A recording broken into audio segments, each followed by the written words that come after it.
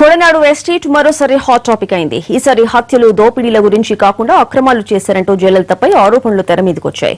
27 ఏళ్ల క్రితం తనతో బలవంతంగా ఎస్టేట్ రాయించుకున్నారని అప్పటి యజమాని పీటర్ ఆరోపిస్తున్నారు. జయ మరణం తరువాత కొన్ని రోజులకే ఆమెకు చెందిన కొడనాడు ఎస్టేట్లో హత్య, దొంగతనం కలకలం రేపింది. ఈ మిస్టరీ వీడక ముందే ఎస్టేట్కు సంబంధించి మరుగున పడిన విషయాల్ని వెలుగులోకి తీసుకొచ్చారు ఒకప్పటి యజమాని. 1990లలో జయలలిత, శశికళలు నీలగిరి ప్రాంతంలో ఏదైనా ఎస్టేట్ కొనడానికి ప్రయత్నించారు. అదే సమయంలో కొడనాడు టీ ఎస్టేట్ వారి దృష్టికొచ్చింది. దీంతో తమకు అమ్మాలంటూ జయ ఆ ఎస్టేట్ యజమాని ఎడ్వర్డ్ క్రెయిగ్ కుటుంబంపై ఒత్తిడి తీసుకొచ్చారు. కానీ తన తండ్రి అంగీకరించకపోవడంతో 2 ఏళ్ల పాటు జయ, శశికళ పార్టీ సభ్యులు ఇంకా తీవ్రమైన ఒత్తిడి తీసుకొచ్చారు.